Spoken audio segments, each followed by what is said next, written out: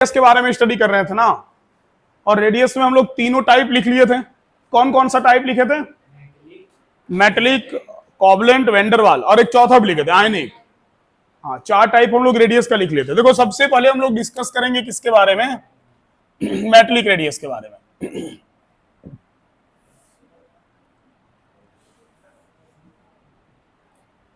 देखो इसके टाइप्स में बहुत ज्यादा टाइम इन्वेस्ट करना नहीं है। इसके टाइप में टाइम दे करके समय का बर्बादी होगा, इसलिए टाइप को बस समझते चलना है कि एक्चुअल में है क्या। तो देखो भाई, सिंपल सी बात है ना, मेटल के बीच में जो रेडियस होगा मेटेलिक रेडियस होगा, क्योंकि metals forms metallic bond. Non metal का जो रेडियस होगा कोवलेंट होगा, क्योंकि नॉन मेटल आपको पता है बेसिकली इलेक्ट्रॉन के शेयरिंग से बॉन्ड बनाते हैं आपस में, तो वो कोवलेंट बॉन्ड होता है, तो कोवलेंट रेडियस बोलेंगे। ठीक है। जो वेंडरवाल है वो थोड़ा आपको समझना पड़ेगा। तो वेंडरवाल एक्चुअल में कहां होता है? तो वेंडरवाल होता है नोबल गैसेस में। नोबल गैसेस जानते हो ना, जो helium, neon, argon, krypton, xenon, radon है, ग्रुप 18 हमारा। ठीक है। तो ग्रुप 18 के एलिमेंट्स आपस में बॉन्ड नहीं बनाते हैं। तो बॉन्ड नहीं बनाते हैं तो होता क्या है कि उनके बीच में एक वीकेस्ट फोर्स ऑफ अट्रैक्शन होता है, और उस वीकेस्ट फोर्स ऑफ अट्रैक्शन के बारे में बताया कौन था? तो वो महान साइंटिस्ट का नाम था वेंडरवाल। तो उसके नाम पर एक फोर्स ऑफ अट्रैक्शन रख दिया गया, Van der Waals force. Van der Waals force of attraction. Van der Waals force of attraction इस दुनिया का सबसे वीकेस्ट फोर्स ऑफ अट्रैक्शन है। ठीक है। जहां पर भी सबसे वीक अट्रैक्शन होता है, जहां बॉन्ड बनने का कोई चांस नहीं है, उस जगह पर हल्का फुल्का जो अट्रैक्शन होता है उसको हम लोग बोलते हैं वेंडरवाल फोर्स ऑफ अट्रैक्शन। जैसे अभी हम गैसेस के बीच में ऐसे हाथ कर रहे हैं, आराम से हाथ मूव हो जा रहा। ठीक है। यही काम अगर हम ऐसे सॉलिड की तरफ करें, पॉसिबिलिटी ही नहीं है। लिक्विड में भी करें तो हमको फील होगा कि हाँ चलो कुछ है। ठीक है। बट गैसेस में हम इजीली हाथ को रिमूव कर ले रहे हैं। मतलब ये कि यहाँ जो गैसियस मॉलिक्यूल है उनके बीच में फोर्स ऑफ अट्रैक्शन बहुत वीक है, तो उस वीक फोर्स ऑफ अट्रैक्शन को हम बोल सकते हैं Van der Waals force of attraction. Very simple, समझे बात को? चलो तीनों को जरा एक एक करके समझा जाए तो ज्यादा बेटर क्लियर होगा। सबसे पहले मेटेलिक रेडियस का अगर हम बात करें तो देखो, जो मेटेलिक रेडियस है ना बाबू, मेटेलिक रेडियस मतलब half of the distance between two metals bonded by metallic bond. हालांकि तुमको हम एक बात बता दें, मेटेलिक बॉन्ड मेटल्स के बीच में बॉन्ड होने के कारण उनको मेटेलिक बॉन्ड बोल दिया जाता है, लेकिन मेटेलिक बॉन्ड का जो नेचर होता है ना वो कोवलेंट ही होता है। ये बात तो हम लोग अभी डी ब्लॉक एलिमेंट के बारे में पिछले क्लास जब पढ़ रहे थे तो वहां भी समझे थे ना कि जितना ज्यादा अनपेयर इलेक्ट्रॉन होगा उतना ज्यादा उनके बीच में बॉन्ड का शेयरिंग होगा, तो मेल्टिंग बॉइलिंग पॉइंट उनका क्या होगा? ज्यादा होगा। शायद ये पढ़ाए थे ना तुम लोग को? हाँ पढ़ाए तो थे, लास्ट क्लास या उसके लास्ट क्लास ही हम पढ़ाए थे इसके बारे में। ठीक है। तो मेटल के बीच में भी जो इलेक्ट्रॉन का मतलब मेटल के बीच में भी जो बॉन्ड बनता है वो शेयरिंग से ही बनता है। तो नेचर तो कोवलेंट ही होता है। ठीक है, नेचर कोवलेंट ही होता है, बट वो मेटल्स के बीच में तो मेटेलिक बोल दिए। तो भाई सिंपल सी बात है कि half of the distance between two metals bonded by, between two metals ऐसे नहीं बोलना, अच्छा नहीं रहेगा, between nucleus to nucleus of two metal.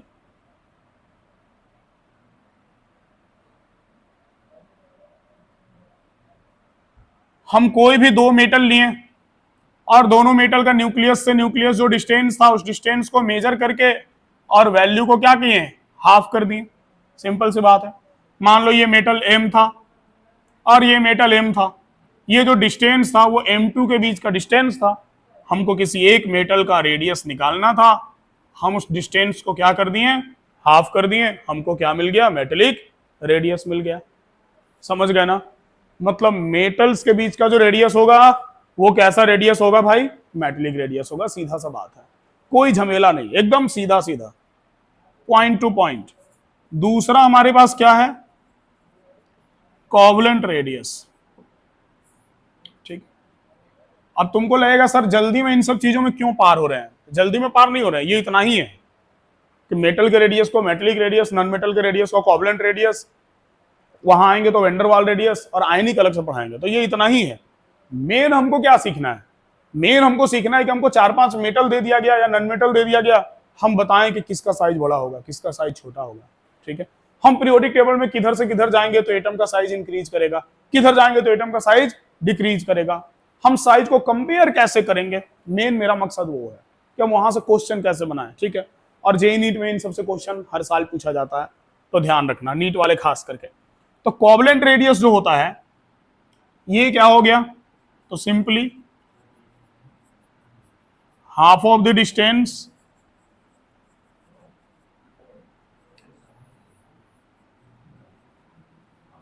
between nucleus to nucleus of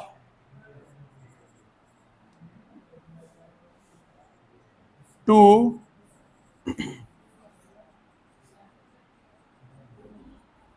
covalently bonded atoms, दो वैसे एटम जो एक दूसरे से कोवलेंट बॉन्ड के थ्रू बॉन्डेड है। तो कोवलेंटली बॉन्डेड एटम के बीच का जो डिस्टेंस होगा उसको हम बोलेंगे क्या, उसको हम बोलेंगे कोवलेंट रेडियस। हाँ देखो, तो दो कोवलेंटली बॉन्डेड एटम के बीच का जो रेडियस होगा उसको हम बोलेंगे कोवलेंट रेडियस। थर्ड जो है हमारे पास वो कौन सा है बाबू, थर्ड है हमारे पास वेंडर वाल रेडियस।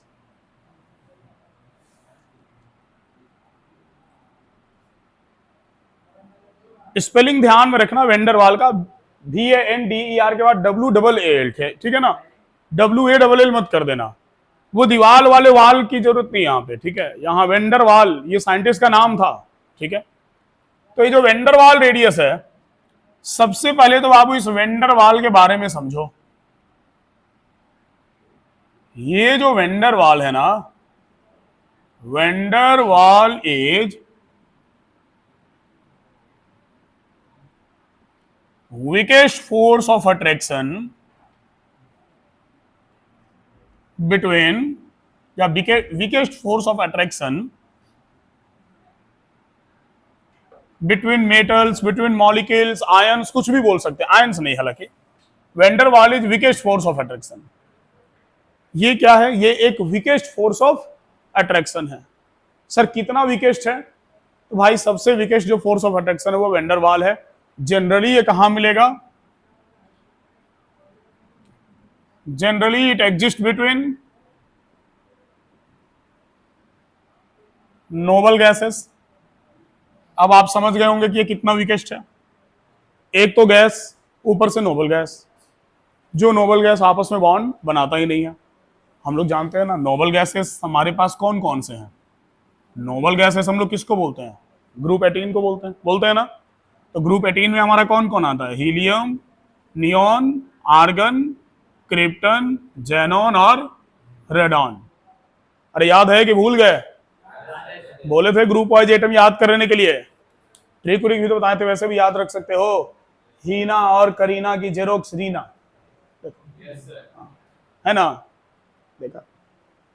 एटम का नाम याद नहीं रहे, हीना करीना याद आ गई होगी सुन के, समझ सकते हैं। तो ये जो है ना, ये नोबल गैस है, ठीक है। नोबल गैसेस के बीच में जो अट्रैक्शन होता है उसको हम लोग क्या बोलते हैं, वेंडर वाल फोर्स ऑफ अट्रैक्शन, ठीक है। इसमें क्या होता है, एक बात समझना, क्या समझना, अब जरा वापस यहां आते हैं। मेटेलिक रेडियस, कोवलेंट रेडियस और वेंडर वाल रेडियस, अगर हम इन तीनों में कंपेयर करें कि कौन सा रेडियस बड़ा होता है और कौन सा रेडियस छोटा होता है, ठीक है।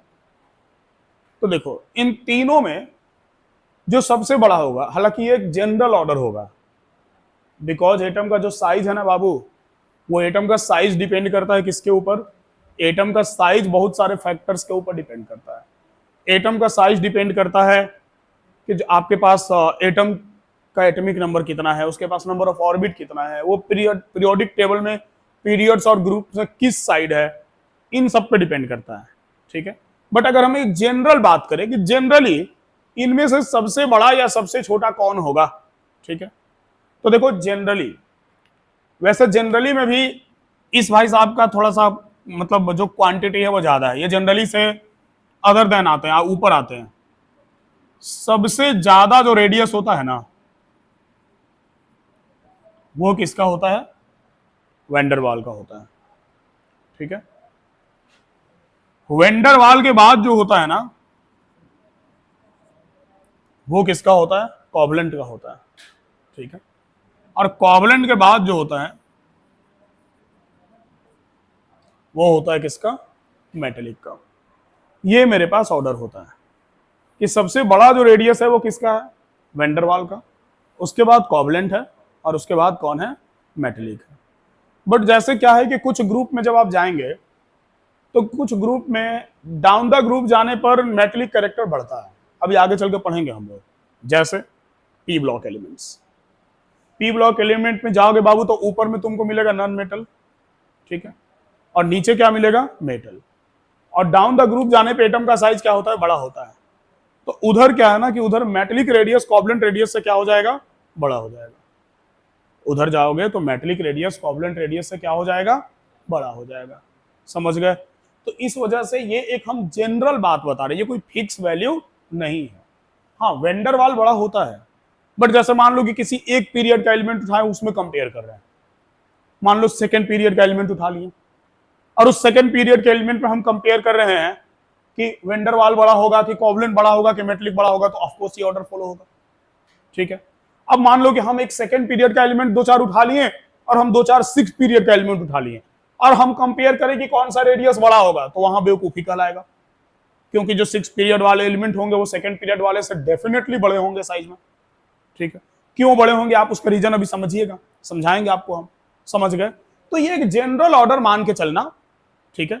ऐसा मत मान लेना कि कोई भी एटम मिल गया, हम आयरन ले लिए मेटल में, ठीक है, और हम कोवलेंट में ले लिए कार्बन, और हम बोल दिए कि कार्बन का जो साइज है वो आयरन से क्या है? बड़ा है। ये गलती हम नहीं कर सकते। कहां एटॉमिक नंबर 26 फोर्थ पीरियड का एलिमेंट, और कहां एटॉमिक नंबर 6 सेकेंड पीरियड का एलिमेंट। भाई जिसके पास पीरियड किस बेसिस पे डिसाइड होता है? पीरियड किस बेसिस पे डिसाइड होता है? नंबर ऑफ ऑर्बिट के बेसिस पर। अरे होता है ना। हम लोग ऐसा लिखे थे कि मान लो हमारे पास अगर सपोज कि मेरे पास अगर पोटासियम है, तुम लोग को हम पोटेशियम का ही समझाए थे, इसलिए वही एग्जांपल ले लिए। तो हम बोले थे ना कि अगर ये एस है तो एस ब्लॉक हो गया, ये 1 है तो ग्रुप 1 हो गया, और ये 4 है तो ये क्या हो गया? फोर्थ पीरियड हो गया। तो फोर्थ पीरियड हो गया तो बाबू फोर्थ पीरियड किसके ऊपर डिपेंड कर रहा है? ये किसका वैल्यू है? ये एन का वैल्यू है। अरे ये NS1 ये किसका वैल्यू है? एन का वैल्यू है। N is what? Number of orbit. तो इसके पास टोटल ऑर्बिट का क्वांटिटी कितना है? 4, ठीक है। मान लो कि इसके पास टोटल ऑर्बिट का क्वांटिटी कितना है? 1 2 3 और 4, ठीक है। और मान लो कि तुम्हारे पास कोई वैसा एलिमेंट है जिस एलिमेंट के पास टोटल नंबर ऑफ ऑर्बिट कितना है? 2 है। तो तुम नहीं ना बोल सकते कि 2 वाला इससे बड़ा होगा। मान लो 2 वाला क्या है? तो 2 वाला नॉन मेटल है, तो सर नॉन मेटल कोवलेंट बनाता है, तो क्या हम बोल दें कि 2 ऑर्बिट वाला एटम 4 ऑर्बिट वाले एटम से बड़ा होगा? ये कोई मानेगा? कोई नहीं मानेगा। भाई जिसके पास ऑर्बिट ज्यादा है उसका साइज क्या है? बड़ा है, ठीक है। तो ये जो ऑर्डर लिखा गया है ना, ये एक ऐसा ऑर्डर है, ये एक जनरल ऑर्डर है। किसी सेम पीरियड के एलिमेंट को कंपेयर करना है तो हम इस ऑर्डर में उसको लगा सकते हैं, ठीक है। अब जरा आइए वापस वेंडर वाल पर। अब जरा वापस वेंडर वाल के ऊपर आइए। अपने पीरियड में जो सबसे बड़ा होगा वो नोबल गैस होगा, क्योंकि नोबल गैस के पास वेंडर वाल रेडियस है। अब तुम ये समझो कि सर वेंडर वाल रेडियस होने से ऐसा क्या है कि एटम बड़ा होगा, ठीक है। आखिर वेंडर वाल रेडियस होने से ऐसा क्या है कि एटम का साइज बड़ा हो जाएगा? एक जरूरी कॉल है, जरा सा हम रिसीव कर ले। देखो, हाँ, तो हम लोग क्या बात कर रहे थे? हम लोग बात कर रहे थे कि ये वेंडर वाल रेडियस में ऐसा क्या है सर कि ये सबसे बड़ा है, ठीक है। जबकि हम लोग थोड़ा देर बाद अभी पढ़ेंगे कि जब लेफ्ट से राइट जाते हैं ना तो एटम का साइज स्मॉल होता है, छोटा होता जाता है। अब तुम एक बात समझो, मान लो हम लेफ्ट से राइट जा रहे हैं और एटम का साइज क्या हो रहा? छोटा हो रहा, ठीक है। एटम का साइज बड़ा से छोटा होते जा रहा है। एटम तो स्फेरिकल है, इस साइड वाला बड़ा है, इधर जैसे जैसे जा रहे हैं क्या होते जा रहा है? छोटा होते जा रहा है एटम का साइज। अब एटम का साइज छोटा होते जा रहा और आप बोल रहे हैं कि वेंडर वाल रेडियस अपने पीरियड में सबसे बड़ा होगा, जबकि सबसे राइट में अगर कोई होगा तो कौन होगा? नोबल गैस होगा कि नहीं? सबसे राइट में तो नोबल गैस ही होगा ना। अरे समझ रहे हो क्या बोल रहे हैं? हम बोल रहे हैं कि जब हम इधर से बोर्ड पे, जब हम इधर से इधर जा रहे हैं तो एटम का साइज क्या हो रहा है? छोटा हो रहा है। और फिर हम बोल रहे हैं कि वेंडर वाल रेडियस सबसे बड़ा होता है, और नोबल गैस वो लास्ट में मौजूद है, उसी के पास है वेंडर वाल रेडियस। तो इधर जाने पर एटम का साइज सबसे छोटा होता है, तो सबसे लास्ट वाले का तो सबसे छोटा होना चाहिए था ना, लेकिन नहीं होता है, एक्सेप्शनल हो जाता है। रीजन क्या है? ये वेंडर वाल रेडियस। कारण क्या है? तुम एक बात समझना, मेटल के बीच में बॉन्ड बन रहा, मेटेलिक बॉन्ड बन रहा, ठीक है। नॉन मेटल के बीच में बॉन्ड बन रहा, कौन सा बॉन्ड बन रहा? कोवलेंट बॉन्ड बन रहा। नोबल गैसेस के बीच में बॉन्ड नहीं बन रहा, ठीक है, बॉन्ड नहीं बन रहा, बल्कि एटम एक दूसरे से डिस्टेंस पर है, ठीक है, एटम एक दूसरे से दूर है। जितना अट्रैक्शन यहां पर है, जितना अट्रैक्शन यहां पर है, उतना फोर्स ऑफ अट्रैक्शन यहां पर एटम के बीच में नहीं है। और हमारा जो क्राइटेरिया है, अगर हम एक सिंगल एटम का देखते ना तो पक्का उसका साइज छोटा होता, बट हमारा क्राइटेरिया बहुत बेकार है। बेकार नहीं बोल सकते हालांकि, बट फिर भी क्राइटेरिया क्या है?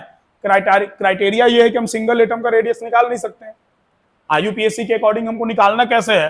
तो हमको दो एटम के बीच का न्यूक्लियस से न्यूक्लियस का डिस्टेंस लेना है। तो जब हम यहां न्यूक्लियस टू न्यूक्लियस का डिस्टेंस मेजर करेंगे, तो ये एटम के बीच में अट्रैक्शन कम होने के कारण एटम एक दूसरे से दूर होगा, in comparison to metallic bond या in comparison to covalent bond. समझे बात को ना? कोवलेंट बॉन्ड और मेटलिक बॉन्ड के कंपैरिजन में यहां जो एटम होगा वो एक दूसरे से दूर होगा। तो जब एक दूसरे से दूर होगा तो बाबू ये जो डिस्टेंस होगा, ये जो रेडियस होगा, वो रेडियस भी क्या होगा? इन दोनों के कंपैरिजन में ज्यादा आएगा, ठीक है। इस वजह से नोबल गैस का साइज अपने पीरियड में सबसे ज्यादा होता है, ठीक है। नोबल गैस, उसके पास कौन सा फोर्स ऑफ अट्रैक्शन होता है? वेंडर वाल फोर्स ऑफ अट्रैक्शन। चलो बैठो बाबू, बड़ी जल्दी आ गए। हाँ बैठ जाएगा वो लोग बैठ जाएगा। इधर ध्यान दो तुम लोग। ये क्लियर हुआ? ये क्लियर हुआ ना? तीन टाइप का रेडियस। तो मेटलिक रेडियस कहां होगा? मेटल्स के बीच में होगा, सिंपल है। हाँ, नॉन मेटलिक कहां होगा? मतलब सॉरी, कोवलेंट कहां होगा? नॉन मेटल्स के बीच में होगा। और वेंडर वाल कहां होगा? नोबल गैसेस के बीच में होगा। चलेगा? अब इन सबको किनारे करके और हम लोग पहले पढ़ेंगे ट्रेंड। ट्रेंड मतलब सर कैसा ट्रेंड? पीरियोडिक टेबल में ट्रेंड कि किधर से किधर जाएंगे तो एटम का साइज बड़ा होगा, किधर से किधर छोटा होगा, क्यों होगा, रीजन के साथ। इसके बाद एक रेडियस का नाम तुमको हम और लिखवाए थे, ध्यान में होगा, ionic radius. But ionic radius आपको हम अभी नहीं समझाएंगे, उस ट्रेंड को पढ़ लेने के बाद आयनिक रेडियस समझाएंगे, तब जाके वो बेटर क्लियर होगा। क्योंकि आयनिक रेडियस एक ऐसा रेडियस है जिसमें न्यूक्लियस टू न्यूक्लियस का डिस्टेंस नहीं देखा जाता है, वहां सिंगल एटम के रिस्पेक्ट में लेते हैं, आयन के रिस्पेक्ट में लेते हैं, ठीक है। और सबसे ज्यादा इंपॉर्टेंट भी वही है। इस वजह से पहले ऑर्डर देख लें, उसके बाद उसको हम बताएंगे, ठीक है। चलो नोट करो इतना। हाँ हट रहे साइड, अरे हम साइडे रहेंगे, काहे टेंशन ले रहा हूं। देखो हो गया, नोट कर लिया ना?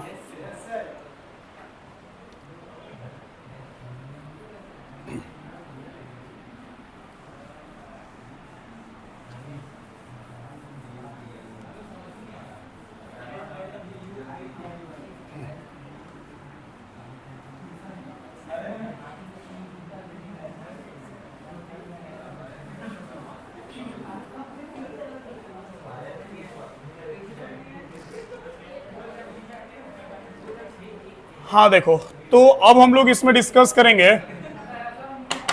अरे बातचीत नहीं,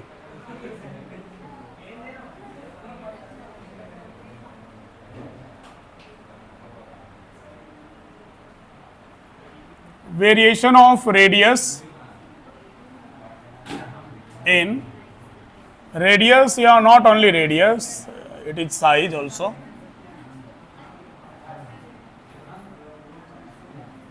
इन पीरियोडिक टेबल। पीरियोडिक टेबल में हम लोग एटम के साइज का वेरिएशन डिस्कस करेंगे, ठीक है, कि पीरियोडिक टेबल में एटम का साइज किधर से किधर जाने पे घटता है, किधर से किधर जाने पर बढ़ता है। देखो सबसे पहले डिस्कस करेंगे हम left to right. Left to right that means कि left to right periodic table में हमारे पास क्या होते हैं? पीरियड्स। चलो हाँ ध्यान देना इधर। जब हम लेफ्ट टू राइट जाएंगे पीरियोडिक टेबल में तो एटम का साइज पर क्या इफेक्ट पड़ेगा। अभी वैसे हम बात कर चुके थे इसके बारे में, हम बता चुके थे कि जब लेफ्ट टू राइट जाएंगे तो एटम का साइज क्या होगा, स्मॉल होता जाएगा, ठीक है। बट मेन बात है कि एटम का साइज स्मॉल होगा, ठीक है, क्यों होगा, रीजन भी तो जानना पड़ेगा हमको, ठीक है। देखो चलो किसी एक पीरियड के सारे एलिमेंट्स को उठाया जाए जो तुमको याद हो। कौन सा पीरियड के लिए बोलो, सेकेंड पीरियड लेते हैं। मोस्ट प्रोबेबली कि सेकेंड पीरियड सबको याद होता है। चलिए कौन कौन सा एलिमेंट हो जाएगा सेकेंड पीरियड में, lithium, beryllium, boron, carbon, nitrogen, oxygen, fluorine और नियॉन। हो गया थर्ड पीरियड का एलिमेंट हो गया, सेकेंड पीरियड का एलिमेंट हो गया। तो बाबू lithium, beryllium, boron, carbon, nitrogen, oxygen, fluorine और नियॉन, ये हमारे पास सेकेंड पीरियड के एलिमेंट्स हैं। एटॉमिक नंबर 3, 4, 5, 6, 7, 8, 9 और 10, ठीक है। अब हमको ध्यान ये देना है, ए बाबू थोड़ा ध्यान दे भाई, अब हमको ध्यान ये देना है कि जब हम लेफ्ट टू राइट जा रहे हैं तो एटम का साइज जो डिक्रीज हो रहा है वो क्यों हो रहा है, रीजन क्या है लेफ्ट टू राइट जाने पर एटम का साइज डिक्रीज होने का। देखिए आप जरा इसका इलेक्ट्रॉनिक कॉन्फ़िगरेशन हमको बताइए। 1s2 2s1 होगा ना, बेरिलियम का बोलो 1s2 2s2, बोरोन का 1s2 2s2 2p1, 1s2 2s2 2p2, 1s2 2s2 2p3, 1s2 2s2 2p4, 1s2 2s2 2p5, of course 1s2 2s2 and 2p6। तुम एक बात नोटिस कर रहे हो कि जब हम लेफ्ट टू राइट जा रहे हैं तो इस लेफ्ट टू राइट जाने में नंबर ऑफ इलेक्ट्रॉन इंक्रीज हो रहा, नंबर ऑफ इलेक्ट्रॉन क्या हो रहा, इंक्रीज हो रहा। हमारे पास यहां फर्स्ट ऑर्बिट में 2 इलेक्ट्रॉन है और सेकंड में कितना, 1 इलेक्ट्रॉन है। फर्स्ट ऑर्बिट में यहां 2 इलेक्ट्रॉन और सेकंड में 2 इलेक्ट्रॉन है। यहां फर्स्ट ऑर्बिट में 2 इलेक्ट्रॉन है और सेकंड में 2 3। अरे सेकंड ऑर्बिट का बात हो रहा, ऑर्बिटल का नहीं, ऑर्बिटल ऑर्बिट के अंदर होता है, ठीक है। तो सेकंड ऑर्बिट में टोटल कितना इलेक्ट्रॉन हो गया, 3। इसी तरह से 2,4, 2,5, 2,6, 2,7, 9, 10, 11। बस एक वही वाला क्लास ढंग से पढ़ भी गया तुम लोग, ठीक है। हाँ कौन सा, LKG UKG जो होगा ना, नर्सरी प्रेप जो भी बोलते होंगे, ढंग से वही पढ़ा है बाबू, ध्यान दो। जब भी 1 2 3 4 आता है ना, एकदम 7 8 9 10 पूरा लय में बढ़ जाता बच्चा। देख ये हो गया, मतलब ये लिखने के पीछे का मेरा रीजन क्या है, ये लिखने के पीछे का रीजन ये है कि जैसे जैसे हम लेफ्ट टू राइट जा रहे हैं सेकेंड ऑर्बिट में नंबर ऑफ इलेक्ट्रॉन इंक्रीज होता जा रहा, हो रहा ना, ठीक है। फर्स्ट ऑर्बिट में 2 इलेक्ट्रॉन है सब में, और सेकेंड ऑर्बिट में एक एक करके नंबर ऑफ इलेक्ट्रॉन क्या हो रहा, इंक्रीज हो रहा, ठीक है। सिर्फ नंबर ऑफ इलेक्ट्रॉन इंक्रीज नहीं हो रहा, बल्कि नंबर ऑफ इलेक्ट्रॉन इंक्रीज होने के साथ साथ न्यूक्लियस में नंबर ऑफ प्रोटॉन भी तो बढ़ रहा। क्या हम लेफ्ट टू राइट जा रहे तो सिर्फ इलेक्ट्रॉन बढ़ रहा, नहीं, इलेक्ट्रॉन के साथ साथ न्यूक्लियस में प्रोटॉन भी बढ़ रहा, क्योंकि एटॉमिक नंबर इंक्रीज हो रहा है, atomic number is equal to number of proton. तो आउटर ऑर्बिट में इलेक्ट्रॉन का क्वांटिटी इंक्रीज हो रहा और सेंटर में प्रोटॉन का क्वांटिटी इंक्रीज हो रहा। That means overall positive and negative charge दोनों का क्वांटिटी क्या हो रहा, इंक्रीज हो रहा। जब सेम चार्ज का क्वांटिटी इंक्रीज होगा एंड नंबर ऑफ ऑर्बिट नहीं बढ़ रहा, नंबर ऑफ ऑर्बिट वही है। फर्स्ट एलिमेंट में भी 2 ऑर्बिट है, एंड सेकंड बोल रहे हैं लास्ट एलिमेंट में भी 2 ही ऑर्बिट है। हम इसको थोड़ा सा छांट के चलेंगे अलग, ये बिरादरी से अलग है, ठीक है, बाद में देखेंगे उसके बारे में। तो फर्स्ट ऑर्बिट में भी 2 ही, फर्स्ट एटम में भी 2 ही ऑर्बिट है और लास्ट एटम में भी number of orbits are 2। Clear है? न्यूक्लियस में प्रोटॉन एंड आउटर ऑर्बिट में इलेक्ट्रॉन बढ़ रहा। जब प्रोटॉन और इलेक्ट्रॉन बढ़ेगा तो उनके बीच का फोर्स ऑफ अट्रैक्शन भी क्या होगा? बढ़ेगा, इंक्रीज करेगा ना force of attraction. Positive charge increase हो रहा और आउटर ऑर्बिट में निगेटिव चार्ज इंक्रीज हो रहा। पॉजिटिव चार्ज इंक्रीज होना मतलब, पॉजिटिव चार्ज इंक्रीज होना किसको बोलते हैं? पॉजिटिव चार्ज को हम लोग बोलते हैं, न्यूक्लियस के चार्ज को, इफेक्टिव न्यूक्लियर चार्ज। ठीक है, तो जब इफेक्टिव न्यूक्लियर चार्ज इंक्रीज हो रहा और साथ में नंबर ऑफ इलेक्ट्रॉन भी इंक्रीज हो रहा, तो पॉजिटिव निगेटिव दोनों बढ़ेगा तो फोर्स ऑफ अट्रैक्शन भी बढ़ेगा। तो जैसे जैसे हम लेफ्ट टू राइट जाएंगे फोर्स ऑफ अट्रैक्शन बढ़ते जाएगा, बढ़ते जाएगा, बढ़ते जाएगा, तो एटम का साइज क्या होते जाएगा? छोटा होते जाएगा। होगा कि नहीं होगा? लेफ्ट में एटम का साइज मान लो हमारे पास यहाँ ये साइज का एटम था, हो सकता है यहाँ जाने के बाद ये साइज का एटम मिले, यहाँ जाने के बाद ये साइज का एटम मिले, यहाँ जाने के बाद हमारे पास ये साइज का एटम मिले। मतलब जैसे जैसे हम लेफ्ट टू राइट जाएंगे ना, एटम का साइज क्या होते जाएगा? डिक्रीज होते जाएगा। इसलिए डिक्रीज हो जाएगा because nucleus and outer orbit में नंबर ऑफ इलेक्ट्रॉन क्या होते जाएगा? इंक्रीज होते जाएगा। ठीक है, न्यूक्लियस के इलेक्ट्रॉन को हम लोग बोलते हैं इफेक्टिव न्यूक्लियर चार्ज। ठीक है, न्यूक्लियस के इलेक्ट्रॉन को हम लोग क्या न्यूक्लियस के चार्ज को हम लोग क्या बोलते हैं? न्यूक्लियस के चार्ज को हम लोग बोलते हैं इफेक्टिव न्यूक्लियर चार्ज, और हम लोग उसको रिप्रेजेंट करते हैं जेड इफेक्टिव से। जेड इफेक्टिव क्योंकि जेड का मतलब एटॉमिक नंबर होता है और atomic number is equal to number of proton, और न्यूक्लियस का चार्ज किसके कारण है? प्रोटॉन के कारण है, जाहिर सी बात है। तो इसको हम लोग रिप्रेजेंट करते हैं किससे? जेड इफेक्टिव से। और ध्यान रखेंगे कि जो इफेक्टिव न्यूक्लियर चार्ज है ये साइज के रेसिप्रोकल होगा। जैसे जैसे इफेक्टिव न्यूक्लियर चार्ज बढ़ेगा वैसे वैसे एटम का साइज क्या होते जाएगा? घटते जाएगा, छोटा होते जाएगा। समझ गए बात को? लिखो लिखो, ये हेडिंग दो, ये वाला।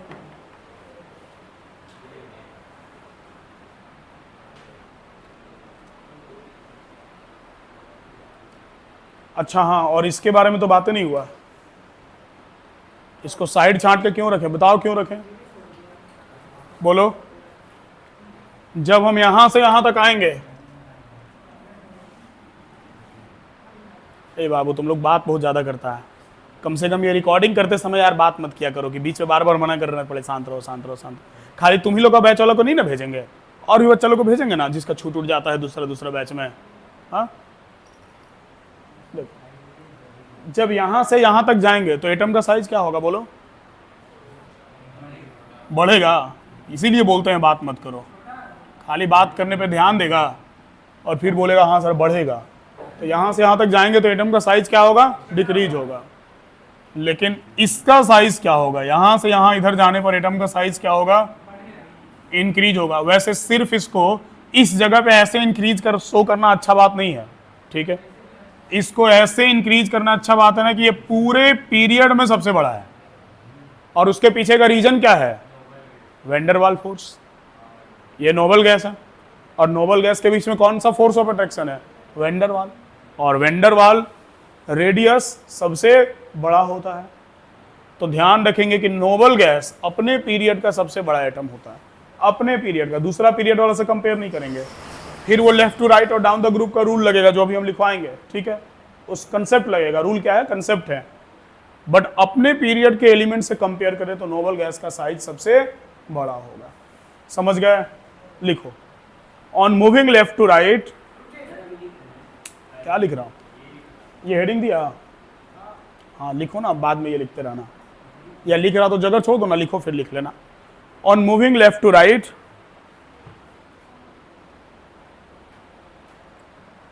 on moving left to right across the period, on moving left to right across the period, the size of atom, the size of atom decreases generally.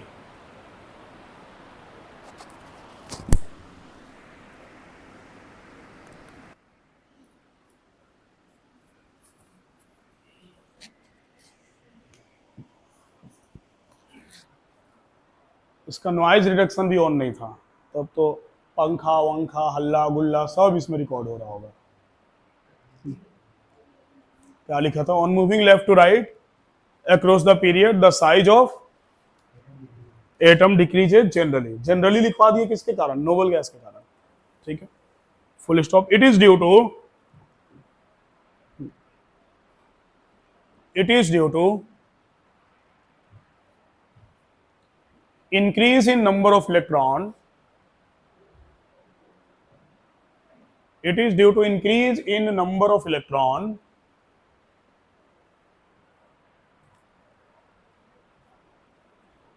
increase in number of electron in same principal orbit, in same principal orbit। Principal orbit कहने का मतलब वो जो outer orbit है, valence orbit, same principal orbit, and number of proton and number of proton in nucleus, and number of proton in nucleus।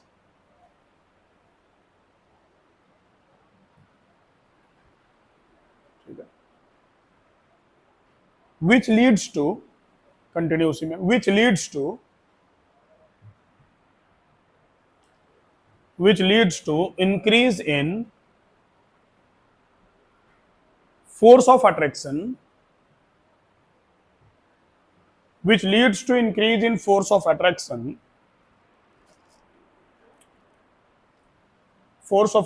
between nucleus and outer orbit, which leads to increase in force of attraction between nucleus and outer orbit,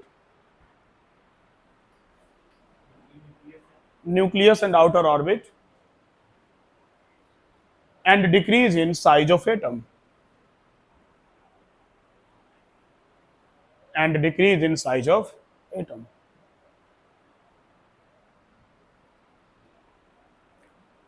clear है ना? जब left to right जा रहे हैं, number of electron increase हो रहा same orbit में, orbit change नहीं हो रहा, और नंबर ऑफ प्रोटॉन इंक्रीज हो रहा न्यूक्लियस में, जिसके कारण न्यूक्लियस एंड ऑर्बिट के बीच में फोर्स ऑफ अट्रैक्शन इंक्रीज हो रहा, और उस फोर्स ऑफ अट्रैक्शन इंक्रीज होने के कारण एटम का साइज क्या हो रहा? डिक्रीज हो रहा। चलेगा? एक पॉइंट नोट करके लिखो, नोट में लिखो, noble gases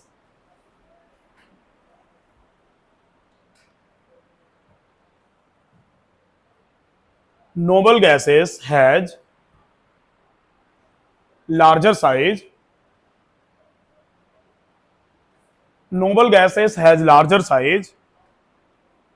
in their respective period,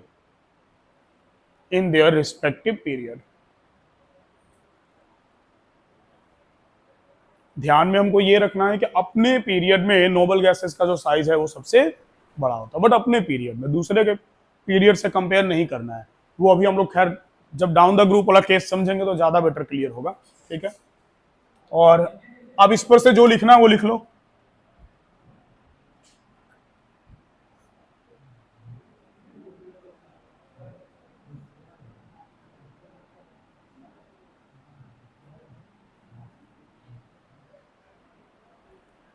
अब जो लिखना है वो लिखो।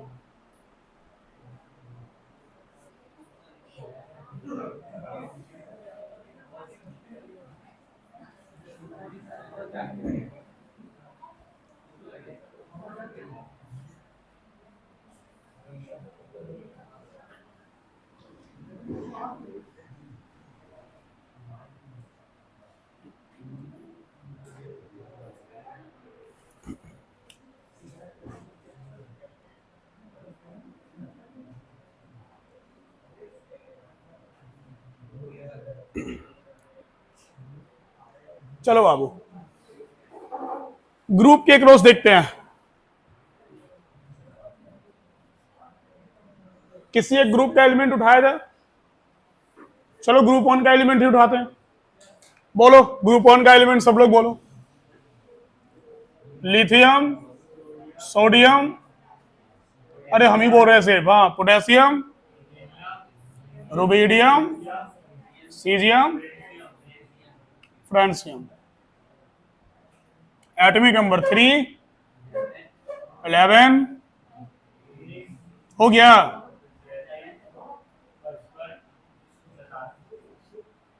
देखो अब क्या है, आप जैसे जैसे नीचे की ओर आए, ठीक है, आप जैसे जैसे डाउन द ग्रुप आए, ये फ्रांसियम को साइड रखिए। रेडियो एक्टिव एलिमेंट के केमिकल प्रॉपर्टीज को हम लोग फिलहाल, फिजिकल प्रॉपर्टीज को हम लोग डिस्कस नहीं करते हैं। केमिकल रिएक्शंस वगैरह इन सब का बात करना है एफ ब्लॉक एलिमेंट्स में 12th क्लास में, बट फिजिकल प्रॉपर्टीज का हम लोग नहीं देखते हैं, ठीक है। यहां तक का हम लोग देखेंगे। देखो आपको पता है 1s2 2s1 आएगा ना, आपको पता है 1s2 2s2 2p6 3s1, बाकी इन सब में पता है कि 4s1 5s1 6s1। मतलब ये क्या है, ये लास्ट का जो दिख रहा ये क्या है, ये नंबर ऑफ ऑर्बिट है, वैलेंस शेल है ना, आउटर ऑर्बिट है। कहने का ये मतलब है बाबू कि लिथियम के पास 2 ऑर्बिट है, सोडियम के पास 3 ऑर्बिट है, पोटेशियम के पास 4 ऑर्बिट है, रुबिडियम के पास 5 ऑर्बिट है ना, सीजियम के पास 6 ऑर्बिट है। मतलब जैसे जैसे तुम डाउन द ग्रुप आ रहे हो, जैसे जैसे तुम नीचे की ओर आ रहे हो, नंबर ऑफ ऑर्बिट क्या हो रहा, इंक्रीज हो रहा है भाई। नंबर ऑफ ऑर्बिट बढ़ रहा है कि नहीं बढ़ रहा? जब नंबर ऑफ ऑर्बिट बढ़ रहा तो न्यूक्लियस से आउटर ऑर्बिट का डिस्टेंस भी क्या होगा, बढ़ेगा ना। अब जहां तक इलेक्ट्रॉन अवेलेबल है वहां तक का तो हमको, एटम का साइज वहां तक तो हमको मानना ही पड़ेगा ना। जहां तक इलेक्ट्रॉन अवेलेबल है, तो इलेक्ट्रॉन यहाँ 2nd ऑर्बिट तक है, यहाँ इलेक्ट्रॉन 3rd ऑर्बिट तक है, यहाँ इलेक्ट्रॉन 4th तक है, यहाँ 5th तक है, आगे 6th तक है। मतलब हम जैसे जैसे नीचे आ रहे हैं, नंबर ऑफ ऑर्बिट क्या होते जा रहा, इंक्रीज होते जा रहा। अब तुम बोलोगे कि sir number of orbit increase हो रहा ना, तो नंबर ऑफ ऑर्बिट इंक्रीज होने के साथ साथ सर इलेक्ट्रॉन भी इंक्रीज हो रहा, प्रोटॉन भी तो इंक्रीज हो रहा। तो जब इलेक्ट्रॉन प्रोटॉन इंक्रीज होगा तो क्या होगा, तो इलेक्ट्रॉन प्रोटॉन इंक्रीज होगा तो सर फोर्स ऑफ अट्रैक्शन भी तो इंक्रीज होगा। बाबू बात ऐसा नहीं है कि फोर्स ऑफ अट्रैक्शन इंक्रीज होगा। क्यों फोर्स ऑफ अट्रैक्शन इंक्रीज होगा? बोलो सर क्योंकि negative and positive charge increase हो रहा, इसलिए फोर्स ऑफ अट्रैक्शन इंक्रीज होना चाहिए। सर बहुत ज्यादा इंक्रीज हो रहा, 8 प्रोटॉन इंक्रीज कर गया, 8 इलेक्ट्रॉन इंक्रीज कर गया, तो 8 पॉजिटिव एक साथ बढ़ा सर, 8 निगेटिव एक साथ बढ़ा, अट्रैक्शन तो बढ़ना चाहिए। बात ऐसा है, जब हम लोग इसके पहले अक्रॉस द पीरियड देख रहे थे, वहां ये फंडा था कि लास्ट ऑर्बिट एक ही था, वो नहीं बदल रहा था। अगर फर्स्ट एटम में 2 ऑर्बिट था तो लास्ट एटम में भी 2 ही ऑर्बिट था कि नहीं? अरे था ना। तो लास्ट ऑर्बिट में इलेक्ट्रॉन बढ़ रहा था तो फोर्स ऑफ अट्रैक्शन बढ़ रहा था। यहां क्या हो रहा कि नंबर ऑफ ऑर्बिट बढ़ गया। जब नंबर ऑफ ऑर्बिट बढ़ेगा तो ऑर्बिट के बीच में क्या है, गैप है। गैप है ना, क्यों गैप है? ऑर्बिट्स के बीच में ये गैप क्यों है? क्योंकि एक ऑर्बिट का इलेक्ट्रॉन दूसरे ऑर्बिट का इलेक्ट्रॉन को क्या करता है, रिपेल करता है। समझे बात को ना? अगर सेम ऑर्बिट में इलेक्ट्रॉन बढ़ता तो पक्का है कि न्यूक्लियस उसको खींचता। बट जैसे जैसे ऑर्बिट बढ़ते जा रहा है, जब ऑर्बिट न्यूक्लियस की ओर आएगा तो 2 ऑर्बिट के बीच में भी तो रिपल्सन क्रिएट होगा, क्योंकि दोनों ऑर्बिट में क्या है, नेगेटिव चार्ज है।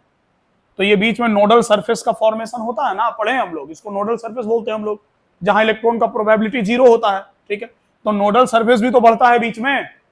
क्या ऑर्बिट एक के ऊपर एक ऐसे लगा रहता है? नहीं ना, गैप रहता है, 2 ऑर्बिट के बीच में एक गैप रहता है। समझ गए बात को?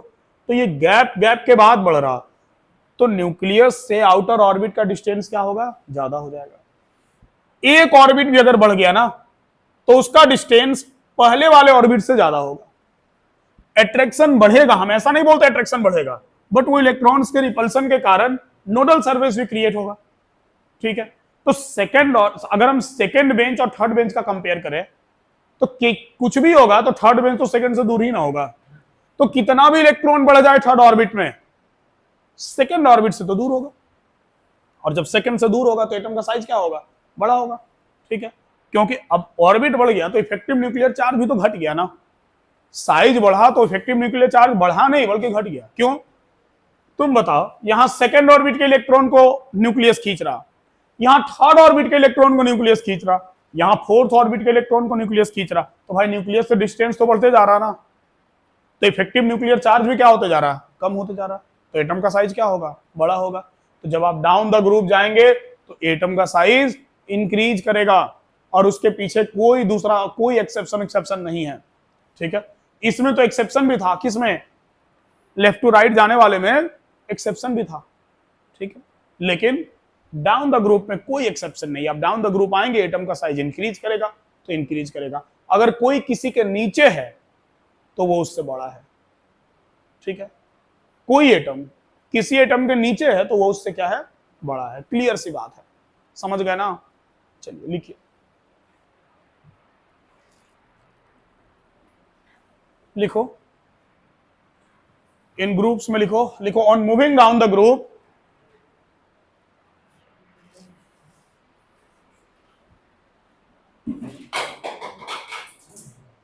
on moving down the group the size of atom increases,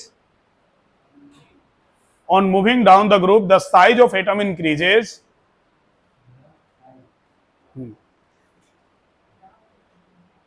the size of atom increases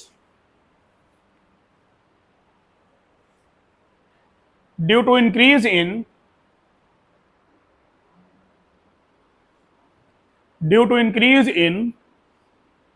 number of orbit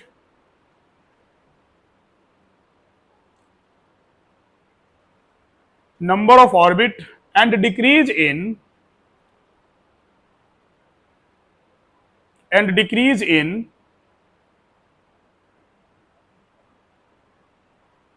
क्या, effective nuclear charge, and decrease in effective nuclear charge.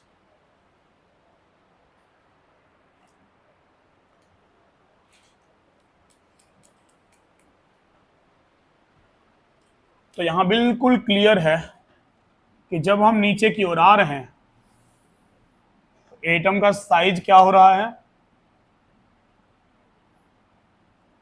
Increase कर रहा। चलेगा, नोट कर लीजिए। और एटॉमिक रेडियस खत्म हो गया, आयनिक रेडियस और प्लस एटॉमिक रेडियस से रिलेटेड क्वेश्चन ये बाकी रह गया। ठीक है, तो पहले हम लोग आयनिक रेडियस पढ़ेंगे और उसके बाद हम लोग इससे रिलेटेड क्वेश्चंस वगैरह बनाएंगे।